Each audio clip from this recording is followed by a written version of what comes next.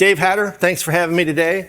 I am a recovering software engineer, and I ended up in cybersecurity because I'm going to say something controversial here. Most software is garbage, and we're all going to die as a result of that. But I'll get to that in a minute, and you'll see how the third-party risk comes in. So I've been at this for a long time. Again, made the transition from software engineering to cybersecurity about 10 years ago, in part due to this article. Again, I would encourage you all to go read this article, The Coming Software Apocalypse. It really doesn't even talk about cybersecurity. It's mostly focused on how software is garbage, and it's not designed with the right principles in mind, right? It's generally focused on things like speed to market, ease of use, market share, data collection, as opposed to privacy and security, which gets me to this. So, like I say, in my opinion, most software is garbage. If you can think of any sort of security thing you've ever heard of that you shouldn't do, I have done it at least once in my previous life as a software engineer. I have stored credentials in plain text. I have done everything you could possibly imagine that you should not do, right? Now, for those of you who are not familiar with the OWASP Top 10, this is the second thing that made me decide to get out of software engineering and focus on cybersecurity. So I realized that graphic is not very good, and you can also tell that I created this stuff myself and did not use AI because most of the graphics are going to suck, as you will see. That said, if you look at that chart, what I'm trying to show you there, the OWASP Top 10 is updated roughly every 3 years, and it's the top 10 problems with software from a security perspective. Okay, it's actually very useful for people who care about trying to build robust, secure software. So what you see there on the far right-hand side in 2023, that was one of the first years it was published. And again, I realize those are kind of hard to see, but you'll notice a pattern there in the colors. And what I'm trying to show you is there are several items that for now more than 20 years, 2 decades worth of people like me talking about this, people like you talking about this, you still see the same common problems show up in software. Thus, my comment, software is garbage. Things like broken access control, the yellow there. But the real clinchers are the orange there, broken authentication and session management. Now you'll see they've tweaked the terminology a little bit over the years, but you see these same things again for more than 2 decades, despite people talking about this, despite more concern because everything is software now, everything has software in it, you see these same problems. My favorite though is injection, right? And in particular SQL injection.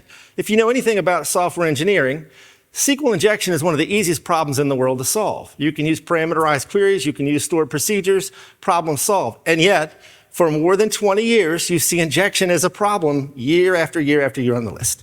Which gets me to this graphic. I always love to use this graphic when I'm talking about anything related to cybersecurity because I think it does a nice job of visualizing, especially for people who aren't technical and don't really understand the problem of everything being software driven now, that we are now at a place where your keyboard is like a grenade. You press the wrong key, you blow up yourself, you blow up your family, you blow up your organization. And this is, as you can see, an article from Futurism talking about critical infrastructure, which is now all full of software. And that's one of the things that article, The Coming Software Apocalypse, talks about. Again, I encourage you all to go read that article. It's written by 2 MIT professors, and their basic premise, again, software does not focus on the right incentives. And as a result, as we add more and more software into our environment, we are setting ourselves up for catastrophe.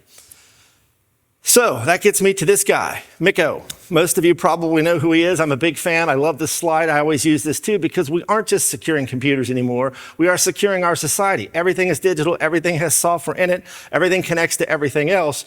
Thus, the third-party risk angle I'm going to get to here, right? So I think this is the right mindset. And then this was a recent article I just stumbled into. 71% of CISOs hit with third-party security incident this year. Now, that's from 2025. But again, everything has software in it. We are increasingly outsourcing things. This thing talks to that thing, relies on that thing over there. You can't even fully understand all of the potential risk.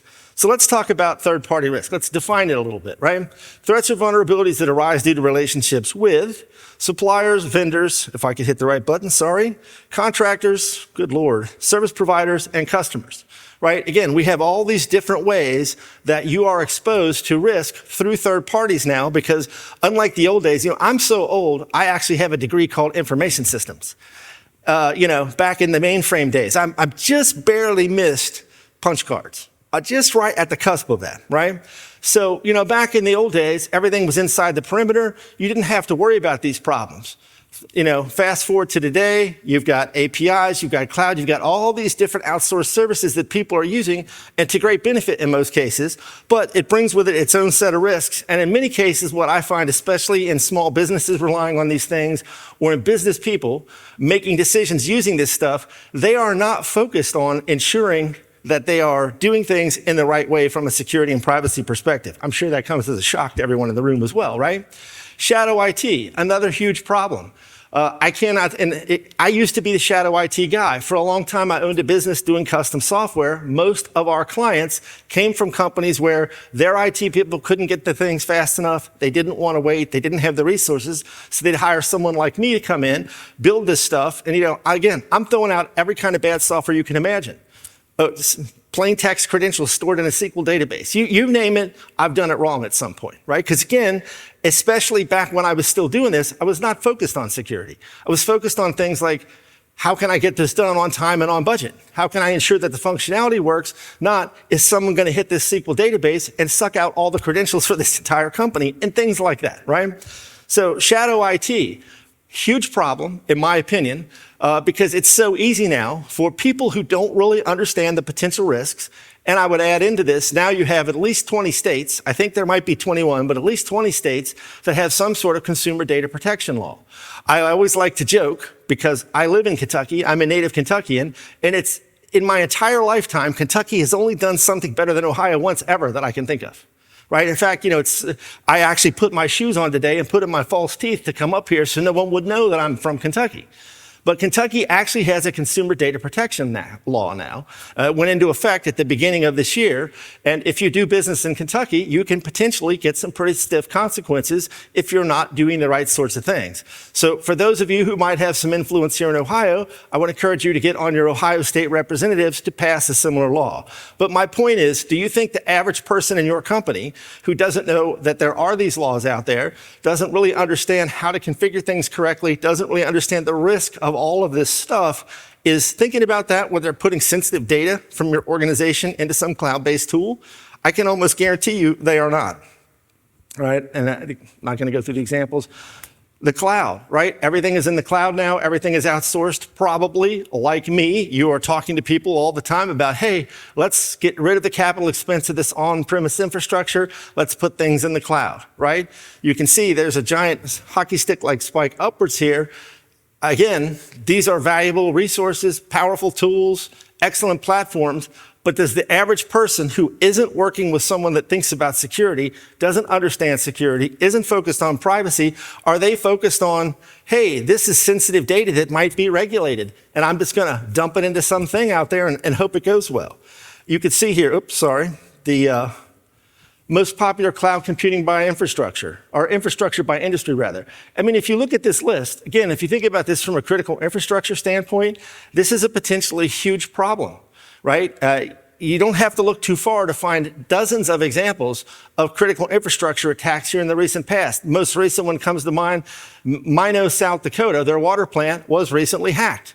Right? So again, if we don't get serious about this, this is why I'm constantly trying to convince people we need to take this seriously as a society. Something terrible is going to happen. Shared responsibility model of the cloud, right? Do you think your average person who is not in IT and certainly is not a security person is thinking about the shared responsibility model and what's on them to do correctly, right? How to configure the system to make sure that the data in the system, whatever it's doing, is protected. They don't know about these things. They don't understand this. And I'm going to show you a lot of examples here. APIs, right? Everything has an API now. Is the API constructed correctly? Does the person calling the API understand what it can and can't do and how data can leak? Probably not, right? Issues with APIs, broken authentication, broken object level authorization, excessive data exposure, security misconfiguration, injection attacks. Notice a pattern there? It's all the same things OWASP has been talking about for more than 20 years. Because the people building the APIs are creating the same kind of security problems in the APIs that they are in other types of software. Open source software. So probably all of you have seen the recent news about some supply chain attacks there. I'm going to take a look at some of those in a minute. But open source software is everywhere. And one of the other topics I like to talk about all the time when I put my recovering software engineer hat on is the software bill of materials, right? I have software that uses a library, that calls an API, that uses a library. I mean, you don't know what this stuff is. You don't know where it came from. And again, I will tell you, I have been guilty a million times when I was still doing the software gig of like, hey, I need some functionality that does X. I could try to write it myself, or I could just go see what I can find on the internet. I find something that claims to do what I want. Now, I would never do this today, but I did this all the time in the past. I find something that claims to do what I want. I download it. I plug it into Visual Studio. Does it work? Yes. I move on. I have no idea where it came from. I'm not reviewing the source code to see if it might have some kind of backdoors or something in it. I'm just trying to meet my timeline and my budget. That's all I cared about back then, right? And frankly, back then, I saw the security people as my enemy. And I'm sure most of you who've ever worked with developers, if you're in security, have probably run into that. We're like, the last thing I wanted to see is the security guy coming over to talk to me. Because usually it would be some BS, and it would be something that would slow down the progress, make me miss my timeline and budget, right? So again, I've been on the other side of this, and that's why I think I have a somewhat unique perspective, and I feel the pain of people who are out there trying to convince developers to do this right. Then also another thing I just love to rag on is the Internet of Things. I think the Internet of Things is the biggest pile of garbage ever created. And if we manage to, it's going to kill us long before AI does, because the stuff is all just complete garbage. Now, if you haven't seen this before, I find this quite funny, and it's usually pretty eye-opening to people who aren't really thinking about this. Now, I'm not going to read all these to you, but my favorite up there is the smoke detector. $30 in Bitcoin, and the next time I smell smoke, I might just let you sleep. Right? That's where we're at with all this garbage. And people keep buying it. They keep plugging it in. You know, they're outside your network perimeter. They've got this crap plugged in their home office. You don't know what this stuff is, right? And that's why I say Internet of Things equal poop. I will refrain from my usual commentary on this. So let's get back to third-party risk for a second. You've got all this risk coming from all these different places because, again, we've outsourced so much of this stuff. We're relying on third parties like the people putting the software in these so-called smart devices. Again, most of it complete garbage. So you got supply chain risk here. Some of the world's worst hacks are due to these third-party risks. You may recall the whole Target hack, like 10 years ago. Target wasn't hacked directly. They hacked Target through the HVAC vendor that had access to their systems. So that's a perfect example of one of the forms of third-party risk I want to look at here, right? The latest SEC, Security and Exchange Commission disclosure requirements specifically address third-party risk because they're now seeing so much of this. And you saw that earlier report from CSO. 71% of CISOs say they've had some sort of third-party risk incident. So the SEC final rule, again, you can go look this up, 98% of organizations use at least one third-party vendor breached in the last 2 years. So, I mean, this stuff is everywhere. And it's unavoidable to a certain extent, although we will talk about what can you do about it, right? Third party is mentioned 39 times in the SEC final rule. So the good news is people are starting to get wise to this. There are folks out there talking about this. There are plans to try to address this, including the software security side of it. But I mean, that's a big part of it, but that's just one part of it, right? So I won't read this whole definition to you here of what third-party risk is, but I think it does a pretty good job of really framing this up. And again, a lot of times when I'm talking about this, it's not in a room full of technical people. It's in a room full of business people who I'm trying to convince need to take this seriously and need to vet things, need to have policies before they just allow employees to go out and start doing stuff and hope that it all works out well. So you got two basic forms of third-party risk, breach through a vendor or partner, like the HVAC thing with Target. And then you've got applications, right? Apps on your phone, IoT, cloud-based services. There's all this software out there now, right? And again, I'm telling you, in most cases, most developers are not thinking about security. Unless they're in a highly regulated industry or they've had some sort of conversion like me, they are not focused on the security of this stuff. And in fact, I would argue, in most cases, the incentives are totally wrong for most engineers writing software. They are, again, focused on things like market share, ease of use, speed to market, data collection, monetization. They are not focused on security, privacy, and building software that is resilient and robust. 75% of code bases, according to the open source security and risk analysis, show that they're using some sort of open source software. And for a long time, the theory was, well, if it's open source, everyone can review that. You can make sure it's all good to go. I think we've seen with some recent supply chain attacks that I want to talk about here that maybe that's not as true as people think it is, right? And then misconfigurations. I think this is the single biggest problem of all of this stuff, right? If you just look at something like Microsoft 365, if some small business person goes out and creates a Microsoft 365 account for themselves, do you think they have any idea how to configure all that stuff correctly? Of course they don't. And then if you're a big fan of Microsoft like me, quote unquote, they're constantly changing stuff, they're renaming stuff, they're moving stuff around in the portal. How are you supposed to keep up on that if you're a person just trying to run a business? Clearly you can't, right? And that's why, again, I think the misconfiguration is one of the largest risks out there. So what does this all cause, right? Well, operational disruptions. I'm going to show you some serious examples of this here in a second. Financial losses, reputational damage, data breaches, compliance violations, right? And then you have the whole idea of fourth-party risk. I'm using a third party. I don't have visibility into their code, and then they are relying on a library that calls an API that uses a library. Who knows, right? So it's really kind of turtles all the way down on this stuff. And until we get really serious as a society and as software engineers and as security people who can tactfully help the engineers building this stuff understand why this is important, we are headed into a very bad place, in my opinion. So let's look at a couple recent examples, right? Now, this was a several-year-old story. Open source developer corrupts widely used libraries affecting tons of projects. When this happened a few years ago, this was sort of a novel thing. Most people hadn't seen something like this before. Unfortunately, it has now become increasingly common. In one of the earlier presentations, he talked a little bit about this. Here's yet another example. Attack on Axios software developer tool threatens widespread compromises.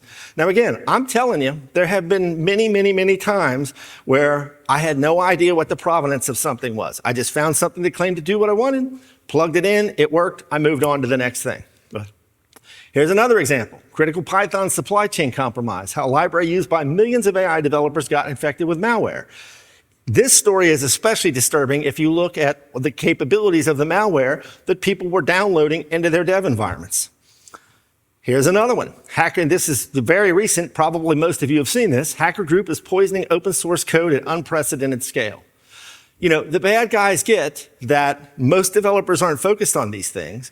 And if I can drop something in to the code base somewhere, I have potentially unfettered access to everyone that's using that, and the possibility that not only can I steal the creds off their box or whatever it is I'm after, I might be able to deploy a backdoor into their software that gets pushed out, a la the SolarWinds thing, which I'll get to here in a minute. Then we have vibe coding, another one of my favorite topics. So for a long time, I railed on the idea of citizen development. This was a PMI concept of, low code, no code, people going to go out and build all this stuff, democratization of development. Okay, I get all that, but I'm going to go back to now, do you really think the average person that is, quote, vibe coding anything is thinking about things like, well, how is this going to scale? Is the data secure? What are the regulatory concerns about whatever data is being collected or whatever the app is doing? I'm telling you, they're not. I mean, even the guys who are doing this professionally aren't focused on that. The average person that has access to these tools has no clue what they're doing in terms of the security of this stuff. And then just saw this story today. This just hit, I just came up in my feed before I left for Dayton this morning. AI superstars who say vibes slop is a crisis is coming, right? Fascinating story. I encourage you all to check this out. Again, the people building this stuff have no idea what they're doing from a security perspective, from a privacy perspective, from a compliance perspective. And I think, again, you're going to see a lot of badness coming out of all this. So in my spare time, I'm the mayor of a city in northern Kentucky. Thank God I'm almost done with it. I can't wait to be done. It's a giant pain. But I bring it up because this striker attack situation had a potential real-world impact on us as a city. So again, third-party risk, right? We're trying to be responsive to residents' needs. We're trying to make sure when you call 911, the cops get out, the ambulance gets out, the fire truck gets out, all that stuff, right? We have a giant investment in striker equipment in our fire department, right? Almost every apparatus over there is full of striker equipment. So striker gets hit. Probably most of you know the story. And while I'm talking, I'm just going to show you. These are the top line estimates for how much they lost as a result of this attack. Apparently, some bad guys were able to get into the admin portal. They didn't have the right protections in place, and they used Intune to wipe 200,000 devices at Stryker. So A, I'm a little surprised the company has survived this because, again, you can see the costs that are estimated for this are enormous. But as soon as this hit the news, my first question for our fire chief is like, is our stuff still working? Right? If like the automatic chest compression thing that we have from Stryker somehow needs to connect to the internet, will it work when the ambulance goes out? Right? So again, people are not connecting the dots that this stuff has software in it, and now it's out there in the real world and we depend on this stuff. The fake worker IT problem. Okay, so even if a company's doing everything right, and if you haven't looked into this, this is mind-blowing, some of the stats I've seen on this. The estimates for how many fake IT workers there are, particularly from North Korea, who are currently stealing secrets and doing who knows what else out there. Right, so again, even if I'm doing everything right, I'm the developer that's focused on security and so forth, as soon as I outsource something somewhere, how do I know that there's not an insider threat there that isn't ultimately going to breach me? Well, I don't. Right? So again, there's so many different angles of this idea of third-party risk. Canvas. Most of you are probably aware of this situation. How unfortunate is it for you if you're a school district that decided to use Canvas and now hackers have breached Canvas and you're on the hook because ultimately, we're still accountable for our data. If I'm school district X, I'm ultimately accountable. If some law has been violated, if there's a compliance issue, HIPAA fill in the blank, it's on me, right? I am ultimately responsible for that. And just for what it's worth, to add insult to injury, my youngest son, who just graduated from high school last week, goes to a school who was breached by this. So how convenient for him that, who knows what data there is out there about him. So yet another example, right? Snowflake breach. You might remember this from a couple years ago. So folks are using Snowflake for data visualization and all this cool stuff that it does, right? Well, if you see here, Snowflake breach exposes 165 customers' data. I'm a customer, I'm using Snowflake. I don't configure correctly because I've never seen any evidence that Snowflake necessarily did anything wrong, other than perhaps they did not require people to do all of the right sorts of things like set up MFA. So I'm breached now because I put my data in Snowflake, didn't set it up right. Is it Snowflake's fault? I'm going to say no. I'm saying that's on you. You chose to use the tool. You didn't know how it worked. You didn't use it correctly, right? That's on you. But the net result is still all of this data has been breached. And then you see a similar thing with Salesforce, right? So all these big companies are having their data breached because they're using these third-party tools without understanding the risk to the organization, and probably in many cases in a shadow IT way. My guess is a lot of these companies have people who think they're doing the right thing, who are trying to be more productive, trying to be more efficient, don't really understand, A, the risk of using these third-party tools without any help from an IT person or a security person, and thus set themselves up, start using the thing, it's not configured right, next thing you know, they're breached. And then this is another interesting angle of all of this here too. So Jaguar, if you don't know this story, it's really pretty mind-boggling. So again, there's some stats in this post that was on X. Last year, they had a devastating ransomware attack. Plants were down, they laid off employees. Throughout their supply chain, people got laid off because they couldn't make anything.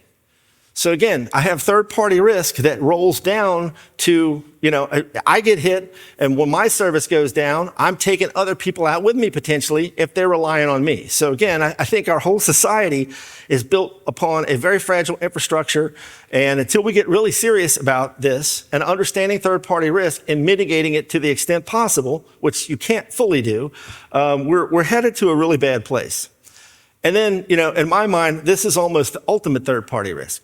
Right? Everything, if you know anything about the internet, all the underlying technology that makes it work is old and sort of inherently insecure, right? And, if you assume these stories are true, what you're seeing coming out of the government, the FBI and so forth about hacker infestation in the telecom network, if you flip a switch and shut down the telecom network or you shut down the power grid, well, then all your third-party stuff doesn't work anyway, right? So, if you're building systems that rely on other systems, when they go down, well, what does that mean? So again, I'm not anti-cloud here, by the way. I'm just saying, you need to think about redundancy. You need to think about all this reliance on these third parties, and are they doing the right sorts of things? And then the SolarWinds thing, right?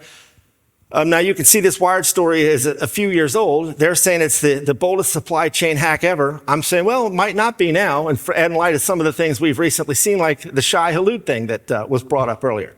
But, if you think about it, SolarWinds makes essentially remote management and monitoring software like a Ninja One or Kaseya or, something like that. If I can drop a backdoor in that and then push that out to thousands of users, well, I've obviously not just compromised SolarWinds, I now have access to all of their customers. So, I mean, it's just completely devastating when you think about it from that perspective. And again, these are trusted tools. I don't really like to point the finger at specific software vendors, but I've heard people use the term CrowdStroke, right? Now think about that for a second. You're relying on CrowdStrike to provide a tool that's specifically designed to keep your systems up and protect you from things like denial of service. And they become a denial of service attack because they knock out all your systems, right? Again, we have all this risk that I don't think most businesses are really taking into consideration. So what can you do about all this stuff, right? Well, to some extent, there's not a lot you can do about it, short of just trust, right? But you can take concrete steps towards coming up with plans to try to vet vendors, have redundancy, that sort of thing, right? So third-party risk management, structured process used by organizations to identify, assess, monitor, and mitigate potential risks with vendors, suppliers, contractors, service providers, and customers. Again, everything is integrated. You can have a customer that potentially brings something bad into your environment and causes an outage. Risk mitigation. So what do you need to do? You need to do these kind of things. First off, you got to have an inventory of this stuff, right? I think the biggest thing I see with our customers is when we get started, most of them have no idea what they have. Now, probably if you work in a large organization, you've got things like ITAM and all this stuff out there, but most smaller businesses really don't even know what they have, right? So just starting with an inventory. What are the third-party services we use? Who are our vendors? What are the risks that come along with that? What do we rely on? What's critical? Many of them really have no idea. And again, you got a lot of shadow IT, shadow AI out there. People are just doing stuff, usually with good intentions, but without fully understanding the risk, all of this stuff is bringing to their organization. So let's take a look at each one of these a little bit.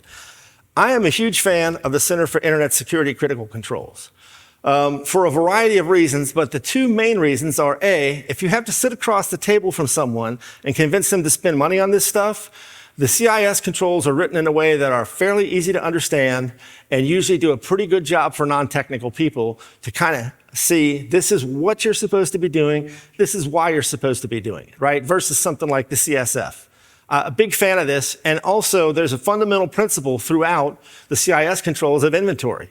Of the 18 major domains, 5 of them start with inventory. Inventory of hardware, inventory of software, inventory of users, inventory of data, inventory of vendors, right? So this is a screenshot actually from their documentation showing you sort of all the different things that you should have an inventory of. Until you understand what sort of third-party risk you have, because you understand what third-party apps are out there being used, you can't really know, right? How can you protect something if you don't know you have it?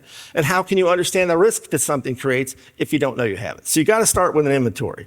This is actually from the CIS controls. The ones in green there, if you're not familiar with CIS, it's kind of got 3 levels, 56 safeguards, and the essential hygiene layer, the basic level. Then you got level 2 and level 3. This is showing you all the different safeguards from just the service provider management. Again, I'm focused here on third-party risk through third-party vendors at this point. Due diligence, what can you do? Well, you can ask for a SOC Type 2. Again, I don't put a lot of faith in that personally. You can look for like FedRAMP authorized products. If you're in the defense industrial base, look for things like CMMC level 2 cert. You can ask for an SBOM. I mentioned before, I'm a huge fan of the whole concept of SBOM. If you're a developer and you're building a product, unless you have full visibility into all of the sub-products, right, all the dependencies in there, you really can't understand the risk, right? How do you know that somewhere deep down inside a library that calls an API that calls a library, they're still not using a vulnerable version of something like Log4j? Right? That's where the SBOM comes in to help you understand those dependencies and ultimately try to eliminate them from your software. Standardized questionnaires like SIG and then the CAIQ, review plans. You can ask vendors for things like, do you have an incident response plan? Do you have a business continuity plan? What does it look like? Now, they're obviously not always going to provide that stuff, but if they tell you they don't even have something like that, I'm telling you, you got a lot of risk there. Right? So asking these kind of questions before you sign up for something, making sure that the vendors, the partners you're working with are thinking about these sort of things, because again, as soon as you get reliant on a third-party service, if it goes down and they don't have a business continuity plan, for example, and they can't recover quickly, what does that mean for you? So, at least asking these questions, trying to put them on the spot, trying to facilitate getting the information you need to make better decisions. Open source intelligence. Go out and see what you can find out about various vendors and partners. What does their reputation look like? What are people saying about their products? Involve multiple internal teams. Get the security people involved. Get the compliance people involved. Get the legal people involved. Because again, depending on what the third party you're using does for your organization, the risk and the potential catastrophe when it goes down could be substantial. So not just necessarily relying on the technical people, getting the other teams involved again to think about things like compliance. What happens if they're breached and there's sensitive data in there? Again, I find most business people are not thinking about this kind of things. And then, reassess whenever the renewal time comes around. Are they still doing the right sort of things? How are they moving the ball forward from a privacy and security perspective? If you don't know, I'm a big fan of this, Secure by Design. So this is an initiative launched by CISA focused on trying to get software companies to make software that is secure by design. Rather than later try to retrofit something in. Again, back when I was still doing software engineering, as I said before, I hated to see the security people coming because usually like 2 days before I'm trying to launch the thing, here comes the security people to tell me I got to do all this stuff that would have been really helpful to know in the beginning. Right? So I'm a big fan of this program. If you don't know about it, I encourage you to look into it. I encourage you to spread the word about it. We really need everyone that's out there building software to be focused on making software that is secure by design and is focused on robustness and resiliency, not things like speed to market, right?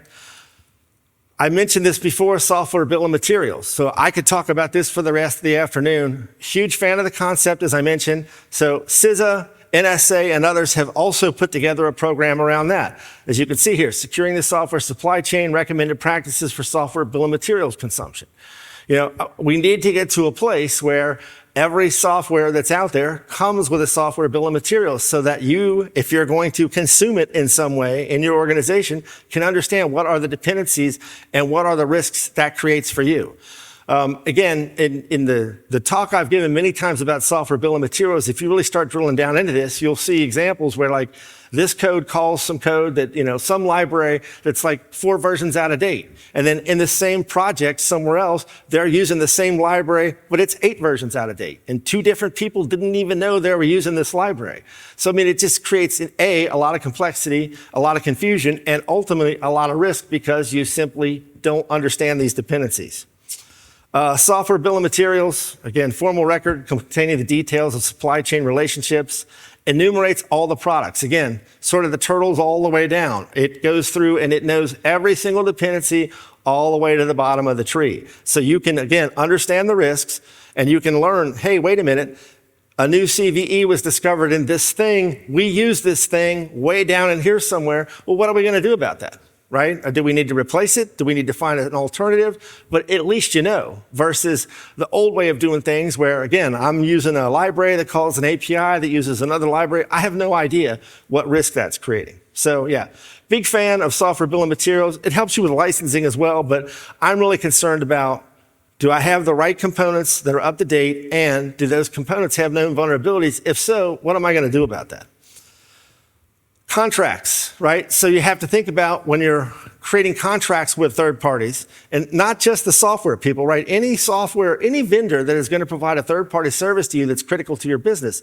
Because again, they're probably using software. They're using other third-party services. Again, that whole idea of fourth-party risk, how do you know? So, you need to look at audit rights. Obviously, a lot of vendors are not going to give you that. Microsoft's not going to let you come audit their stuff. But these are the kind of things you need to be thinking about and asking, right? I'm encouraging you to push the boundaries as hard as possible. Ask for as much as you can get so that you can make smarter decisions about the vendors you're working with. Specify data handling. As I mentioned, 20-ish, maybe 21 states now have some sort of data privacy law. You are potentially going to be subject to that law if you use a product that leaks that data. As service level agreements, enforce penalties in the contract, right? Like, again, depending on the vendors you're working with, your leverage might be pretty light, but you should at least be thinking about these kind of things, asking these questions, pushing for the maximum safety and security to your organization from any vendors you're working with. Try to negotiate indemnity. That's usually going to be very tricky. But again, if you're not even thinking about these concepts, if you don't know about these ideas, well, then certainly you're not going to be able to do it. Understand compliance requirements. Like I said, 20 states have data privacy. You've got things like HIPAA. You've got things like GDPR out there. You need to understand how those impact the data that might be going into any third-party vendor that you're using for any reason, right? Centralize third-party risk management. Have someone or a group that's focused on this, right? Again, have an inventory, have a centralized group that is overseeing all of this stuff and is focused on the sort of things we're talking about here, rather than the typical sort of mismatch hodgepodge approach most businesses take, where you've got a lot of shadow AI, a lot of shadow IoT, a lot of shadow IT, stuff is everywhere. People don't even know. If someone leaves the company, there's sensitive data out there, you don't even know it, right? So some sort of centralized approach.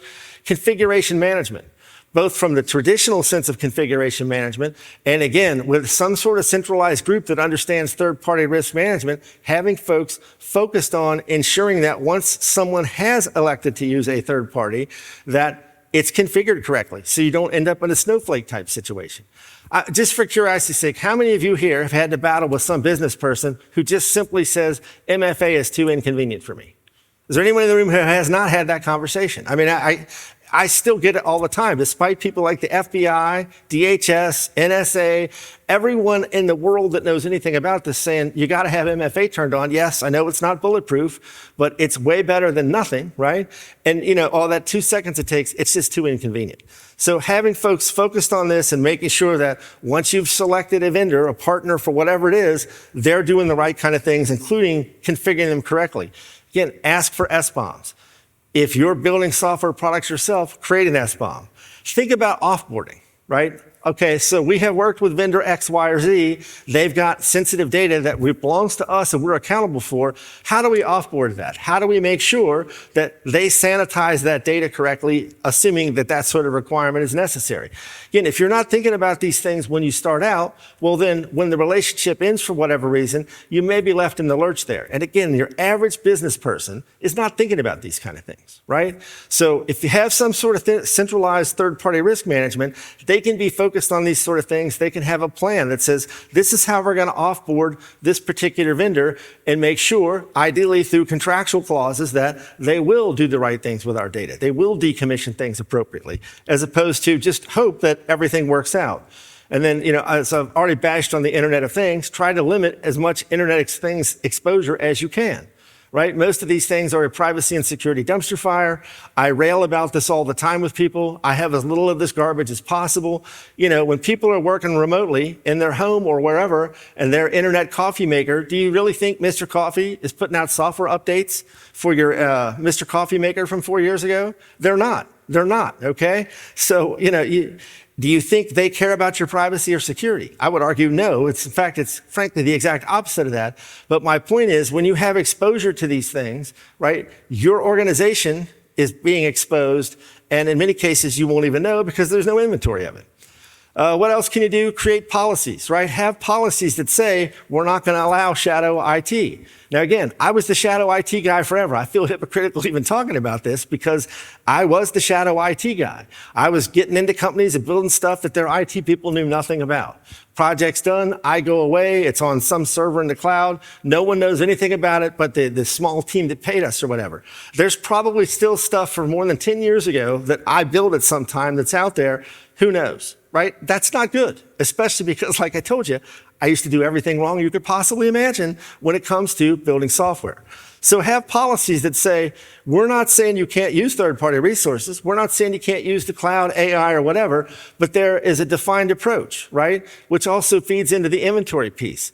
If you, by policy, can't just go out and get something, well, it's got to go through a process. It's got to be approved. Well, then I can add that to the inventory. Now I know that's a thing. I can focus on things like, is this configured correctly? Do I have the right steps in place to decommission it once that contract ends, right? Third-party integrations. To the extent you can audit them, you know, things like APIs, you need to know they're out there. You need to know how they're being used. You need to understand the threat intelligence on these things, because I'm well aware there are people out there who will do things like, I'm sitting at my desk, I fire up Excel, I connect it to some API, and now I'm potentially exposing sensitive corporate information through this API into something that no one else knows anything about. So again, you know, you need to try to get a handle on this to the extent you can, and ideally you have policies and education to make sure people aren't doing that stuff, again, without going through some sort of approval process and talking to people that understand the risks. Threat intelligence, so once you have your inventory, once you know what's out there, trying to stay up on, is there now a CVE with this particular API or whatever, right? So that again, you can decide, is this something we can continue to use? Leverage a framework. I already mentioned, huge fan of the CIS controls. In my opinion, it's by far the best framework out there. If you're not familiar with it, I encourage you to check it out. If you want to use it in an organization like non-commercially, like you're not a consultant, it's free. They also have awesome benchmarks. Almost any operating system you can imagine, they've got a benchmark for it. I encourage you to look into that. You don't have to start from scratch. There's lots of awesome guidance out there that you can apply as soon as you walk out the door here today. And then try to build a security culture in the organization. Get folks thinking about these things. Get folks thinking about how the entire organization could go out of business simply because someone exposed the wrong thing because they didn't think about any of these things. Ongoing education, we talked about that. Compliance requirements. I think you're going to see more and more and more compliance. Now, whether it's regulated by the government or it's things like insurance companies increasing the demands because of the risk to the insurance companies, I think you're going to see compliance continue to go up. While I'm generally kind of an anti-regulation guy, I think we're at a place in society, again, because everything is digital, everything is interconnected, everything relies on this now. We have got to get serious about this, and compliance is the way forward, right? Forcing companies to do the right thing, as much as I generally do not like that. You've got, again, GDPR, I mentioned that before, obviously super stringent requirements if you're not familiar with it out of the EU. You've got the California Consumer Privacy Act, by far the most stringent requirements in the US. Most of the other privacy laws that are out there are nowhere near as restrictive. But I think you're going to see a trend in that direction. New York Department of Financial Services. So if you're in financial services, if you're in insurance, you're probably familiar with this. It's pretty stringent. Department of War has now rolled out the CMMC 2.0 requirements, which will be phased in full-blown contract initiations next year.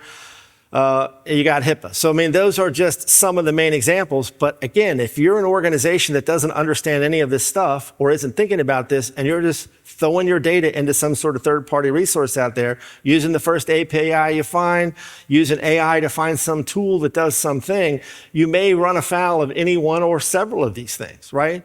In addition to just the straight upfront potential of operational disruption, financial loss through some sort of breach or hack, you have all these compliance things. And again, I think you're only going to see more and more and more of this personally. So to kind of wrap this up, because I just can't stay off the Internet of Things, I always like to throw this in, even though it doesn't necessarily fit at this point.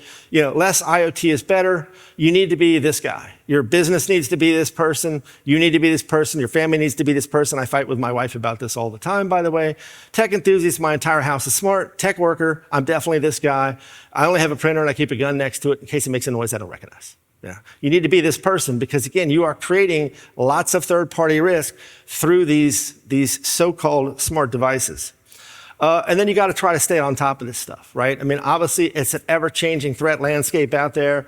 The bad guys are very smart and very creative. If you would have told me 20 years ago, people would be breaking into like GitHub repos and dropping backdoors into source code that's going to roll out like SolarWinds or something, I would have told you that's crazy. Yet, here we are, right? And if you're a bad guy, if you think about it, if you're a bad actor, well, why wouldn't you do that?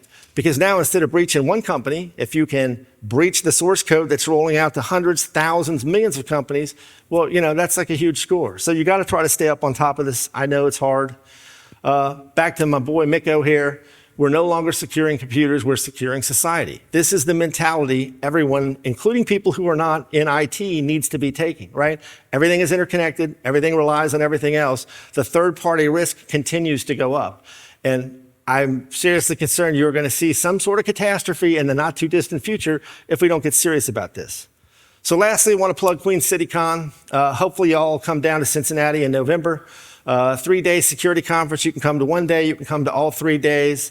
It's a great event. This will be year 4. Lots of great topics, lots of great speakers, lots of great labs. Again, strongly encourage you to check this out. I'm happy to answer any questions you might have. There's me in my tinfoil hat that they made for me at the office. Here's all my contact information. Happy to connect with you.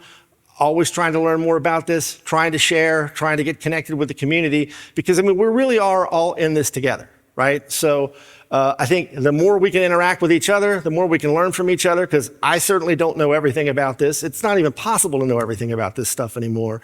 So, I think the more the merrier. Happy to connect with you. Do you have a question, Matt, or comment?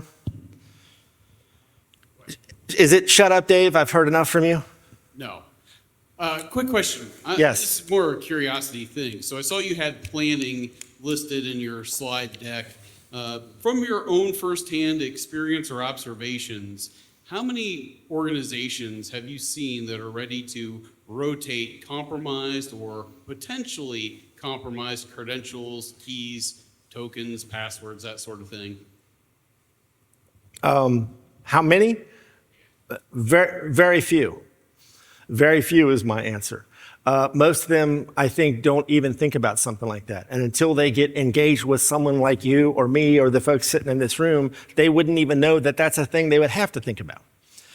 When you look at, I can't tell you how many times I have seen secrets exposed in like source code. And despite talking about it all the time, and some of these recent supply chain attacks have shown that this is still a major problem. And like I said, I've done it myself in the past. I wouldn't do it now. I'm a little smarter. I know better, but I have done it many times in the past. So my experience is until an organization either has had some kind of breach or ends up working with security people that actually know about these things, they are not prepared for that at all. And it's not even on their radar. Again, I'm having trouble convincing people they should use MFA, Matt, much less thinking about what should I do about rotating my keys or what is a key? No, it's not the thing you stuck under your doormat in the front that I can see through the mat, right? Yeah, so. And that's why they call me Doomsday Dave, because I'm generally very pessimistic about things. And it's too much I know too much about this, unfortunately. Hi, you mentioned that the incentives are all skewed up against society. Deck stacked against us. Do you think we're ever going to see a software liability case that sticks? Because of these weird machines, Internet of dangerous things, that they're more software than hardware. So eventually we've got to see something, right? I think that's a really good question. And I'm also not only generally anti-regulation, but anti-litigation. But I don't know how you solve this problem without more of each, because, you all work in the field, right? Is there anyone here who is not in IT or cybersecurity currently? Okay, you're not? Good for you. I'm actually only 29 years old. I just look 60 because I've been doing this too long. So I'll ask you all, you tell me, how often do you talk to any normie out there who is thinking about any of this or really understands the societal risk of like the power going off for any period of time? You guys tell me. So my experience has been, until something catastrophic happens, and I could tell you lots of real world stories of companies that have lost tens of thousands to millions of dollars, some of whom did not recover, because they're not even doing the basic stuff. And I've had people tell me things like, well, I don't care if we get hit with a cyber attack. I just wipe all these machines and start over. Okay, I guess, if your business is that simple, maybe. But I don't think most people ever think about things like, hey, I should test these backups and make sure that I can actually restore from them. This just basic stuff. This is also, again, why I go back to the CIS controls. You can sit down in front of a business owner, a business executive, get into like family 8 and go through like, here's what you should be doing, right? This is the basic stuff. Now it's not Dave Hatter's opinion. It's not Intrust's opinion. It's not Microsoft's opinion. This is, crowdsourced experts from around the world. Oh, and by the way, if you don't know, when the state of Ohio passed House Bill 96 last year, again, Ohio generally beats Kentucky to everything useful. Here's a perfect example. Again, I put my local government hat on. Now local governments in Ohio have to notify if they have an incident. They can't pay ransomware without stating why first. And they have to have a cybersecurity program that has 6 main buckets. It's now Ohio Revised Code 9.64. I only bring that up because it explicitly states in the law that one of the frameworks you should base your program around is the CIS controls. They mention CSF too, but they're basically saying best practices, use one of these frameworks. So the CIS framework, I think, can go a long way towards helping business people get it. But I think unless and until A, there's some serious catastrophe, or B, there's some sort of lawsuit like, now your car is basically, all modern cars are just complete garbage in my mind. I'm thinking I need like a 78 Power Wagon like Simon and Simon had with a big railroad tie on the front so I can just plow through all this garbage when it finally, the switch gets flipped and it all becomes a missile. My point is, people are going to die as a result of this stuff potentially. Then I think you'll see the kind of lawsuits that will potentially change this. But, short of litigation and or regulation, I don't know how this gets fixed because I talk about this stuff till I'm blue in the face and most people just are like, yeah, that's not a thing. Okay. So yes, bringing you the doom on a Saturday afternoon on a holiday weekend. I can bring plenty more doom if you like before I leave here today. All right, well, thank you all. I appreciate it. There's some additional resources in here. I'll give Logan the slide deck. Yes. Oh, another question, sorry. So how do you balance like managing risk with, the real world constraints, right? Like we have to make a product and that product needs to make money or we don't have a job, right? I work on software, which I would say is relatively simple. And we have literally thousands of dependencies before we even consider any vendors, right? Before we even consider like the DevOps chain that deploys our software. Well, that's also a good question. And I think you got to start with first, just the awareness that you should even be thinking about these sort of things, right? Because again, for years I did that, was never even a concern in my mind. So starting from the perspective of I need to care about security, I need to care about privacy, not only because it's the right thing to do, not only because our society needs it, but also because it may create an existential threat to this organization if I don't. If you just start from there, and then I think, again, I'm a nerd at heart, right? I've been in IT for over 30 years, 25 plus-ish as a software engineer. It's been a giant perspective shift for me, right? From trying to focus on things like functionality, speed to market, all that, versus what is the risk of this stuff, right? Not all risks are the same. I might have a CVE that's 10, but it doesn't really apply in my situation, right? So I think once you're aware of it and you're thinking about it, then it is trying to understand the risk. That's where things like SBOMs come in. Can you run a tool that can show you all the dependencies and figure out like, hey, this particular dependency has a risk of 2. This one has a 10. What are we going to do about that? But I think it's thinking about it, it's talking about it, it's raising awareness about it, and then it's taking a risk-based approach because not all risks are the same. And I also understand, no company has an endless well of cash for this stuff. You can't hold something up that's going to put you out of business for 6 months if you can't exist without shipping it, just because Doomsday Dave says that's too risky, right? There's got to be some kind of balance in there. But my take on it is the focus until most recently, and I'm hoping some of these supply chain attacks that are now springing up in the news, although your average normie doesn't know what any of that means, will start to get people thinking about this and taking it more seriously. Because again, if you'd have asked me 10 years ago, would you see the kind of supply chain attacks we're seeing today? I would have said, no, that's not a thing. And yet, here we are. Clearly, I was wrong. Does that help? I don't know that there is a specific answer, but I think you've got to start with awareness and you've got to get everyone on the team to start thinking about these things. And, I would argue you got to look at things like Secure by Design from CISA. You got to look at SBOMs and you got to at least have the conversation around how do I balance speed to market and all those things that are still important versus the societal impact and the potential existential impact on the business if you're shipping software and it goes bad and takes a bunch of other people down with it. I don't think there's a great answer, but in my mind, it starts with awareness because I think, again, you can look at that OWASP top 10, the same problems are still in there for over 20 years. There hasn't been much awareness around these things, in my opinion. Anyone else? All right, well, thank you all. Enjoy the rest of your weekend.